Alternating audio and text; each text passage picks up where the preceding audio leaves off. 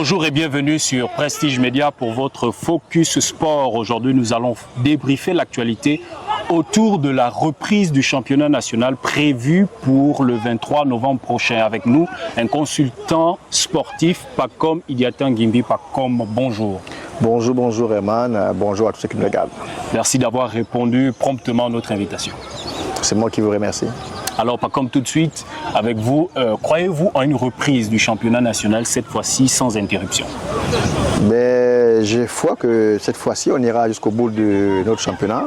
Je pense qu'il n'y a pas de raison qu'il y ait arrêt, qu'on n'aille pas jusqu'à terme de ce championnat, parce qu'autrefois, il y avait un souci de financement. Cette fois-ci, les clubs vont recevoir la totalité donc, de la subvention liée justement à l'organisation de ce championnat-là. Et c'est sur 6 mois, donc je pense que tout est fait pour que finalement le championnat se joue sans qu'il y ait arrêt. Alors, pas comme il y a un litige, on va dire, entre les présidents de clubs et le ministère de la Jeunesse et des Sports sur les 285 millions que la tutelle a décidé de ponctionner sur les 2,3 milliards qui ont été prévus pour l'organisation de cette compétition. Finalement, qu'en est-il? Bon, il faut savoir qu'effectivement, ces 285 millions de francs CFA ont causé le blocus donc, lors de l'Assemblée générale extraordinaire donc, des clubs de D1 et de D2 samedi dernier. Parler des dettes de l'OCSU alors que pour les clubs, le ministre avait été clair que les clubs ne devaient pas compter sur cet argent pour payer les dettes. Donc pour tout le monde, on ne comprend pas pourquoi. Je pense que c'est pourquoi il y a eu blocus. Il n'est pas question pour nous d'accepter que cet argent soit à l'intérieur. C'est dans les comptes donc, de la LINAF, pour le compte du championnat national de foot de division 1 et de division 2. Et donc, il n'est pas question d'envoyer cet argent pour l'OCSU parce que là, ça deviendrait finalement un détournement. Donc, aujourd'hui, ce qu'on peut retenir, c'est que les clubs sont partis pour un budget de 2 milliards 15 millions de francs CFA pour organiser donc, la saison de cette nouvelle année. Et donc, pour ce qui est de ces 286 millions de francs CFA, on va attendre après pour certainement trouver des solutions, mais tout compte fait, les clubs se sont insurgés de savoir que cet argent ira ailleurs. Maintenant, si les choses peuvent évoluer après consultation entre le ministère et les clubs, on verra bien, mais pour l'instant, ce qui compte, c'est que le championnat démarre sur la base de 2 milliards 15 millions de francs CFA qui ont fait l'objet justement des programmations en recettes et en dépenses par les clubs. Alors, comme nous savons bien évidemment que vous êtes au fait de l'actualité sportive au Gabon, mais avec vous, qu'est-ce qui pourrait expliquer ce que nous pouvons qualifier d'échec de la politique sportive au Gabon aujourd'hui? Quelles sont les raisons, et particulièrement en matière de football? Bon, je pense que les raisons sont multiples. Déjà, le fait de quitter de manière subite de championnat amateur à championnat professionnel, sans mettre tous les ingrédients possibles, ça peut être une des raisons justement de l'échec. Et derrière, le modèle économique qui a été justement pensé pour sembler passer de l'amateurisme au professionnalisme, ça peut faire qu'effectivement on soit arrivé à ce qu'on rencontre aujourd'hui. Et derrière, l'État également n'a pas fait son travail. Vous donnez de l'argent aux gens, derrière il n'y a pas de garde-fou, il n'y a pas de suivi pour que finalement, quand vous donnez de l'argent pour le championnat, ce n'est pas pour aller éduquer vos femmes dans les quartiers ou dans les maisons ou pour aller vous acheter des voitures, c'est pour les joueurs. Parce que quand on parle de football, l'acteur principal c'est d'abord le footballeur. Mais derrière, il n'y a pas eu de garde-fou, justement, des éléments de contrôle pour qu'il y ait une meilleure gestion de cet argent qu'on a pu observer. Hein. Il n'y a pas eu de développement des sports, il n'y a pas eu de développement de clubs à partir de 2012-2013 où on avait décrété justement que le Gabon a désormais un championnat professionnel. Donc après derrière, il y a ici ce qu'on appelle l'exonération sur les taxes pour les entreprises, parce qu'il faut également que les entreprises, comme autrefois, soient capables de revenir et financer, sinon sponsoriser des clubs. Alors que sans amortissement, beaucoup d'entreprises également hésitent. Rappelez-vous qu'on parle de Sogara, on parle de Petrosport.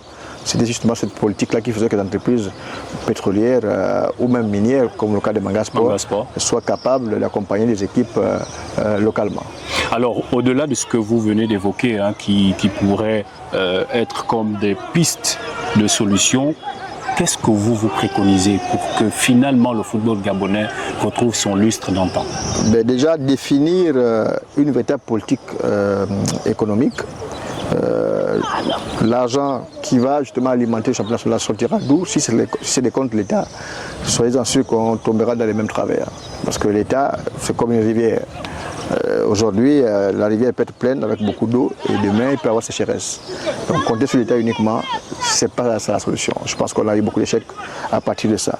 Il faut trouver, comme on a su le faire cette année avec les entreprises donc, minières et pétrolières, peut-être signer, on va dire, un contrat à long terme pour que finalement l'argent soit bloqué quelque part, sachant que les entreprises pétrolières quand même et minières ont toujours de l'argent en permanence.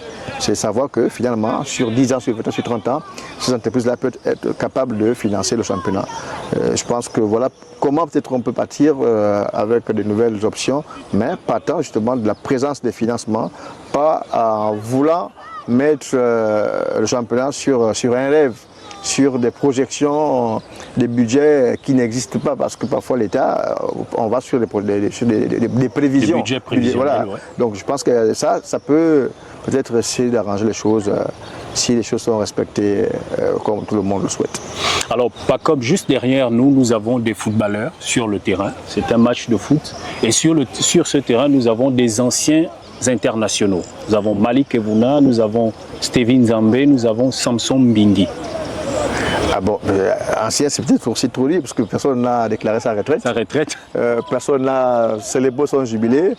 Samson Mbingi, je pense qu'il joue en club à l'étranger. Je pense que le contrat doit être rompu. Malik Evouna, semble-t-il, vit à l'étranger et appartiendrait à un club. Gevan Steven Zambé, je pense qu'il a Pélican depuis quelques années. Aujourd'hui, il est en train de faire imitation entre footballeur et coach, parce que j'ai vu quelque part sur des photos qu'il entraînait des petites catégories, donc des Pélicans, qu'on appelle aujourd'hui LAC, donc Athletic Club Lambaréné. Donc c'est vous dire que derrière, il faut quand même se poser des questions.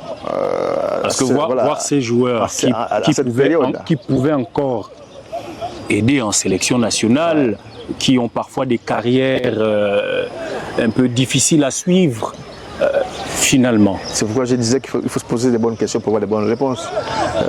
Je pense qu'on a un problème également localement. Dans notre pays, il y a des formations, mais sérieuses, sur le statut d'agent des joueurs. Qui sont les agents des joueurs de nos petits frères?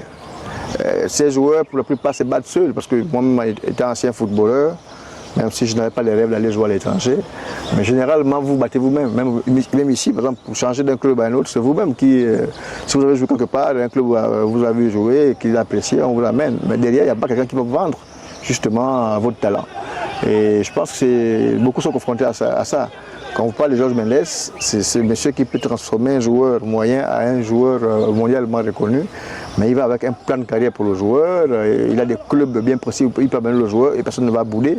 Et je pense qu'aujourd'hui, c'est ça le problème. Nos joueurs n'ont pas de repères, nos joueurs n'ont pas de personnes capables de les placer dans des véritables clubs, et donc ils se battent seuls simplement. Et derrière, il va falloir mettre une politique liée peut-être à la gestion des carrières des footballeurs, soit à la LINAF, soit à la Fédération gabonaise de football, qui est l'instance fêtière du football gabonais.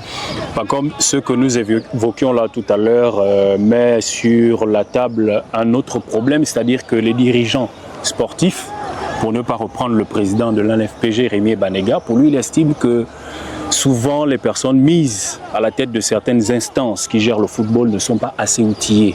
Il faudrait peut-être que ces personnes se fassent davantage former pour être capables de comprendre les enjeux et de mieux mener cette politique sportive. Bon, après, je pense que le football évolue effectivement. Le sport de manière générale évolue. Le sport, c'est d'abord un domaine complexe.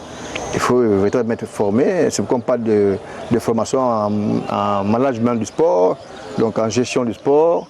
Or qu'autrefois, beaucoup se sont improvisés.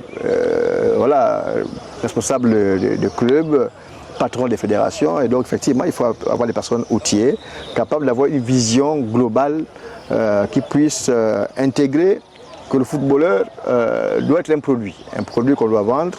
Parce que le football, ce n'est pas seulement pour le loisir. Le football, c'est d'abord une économie, c'est un métier pour beaucoup qui ont décidé d'arrêter avec leur scolarité.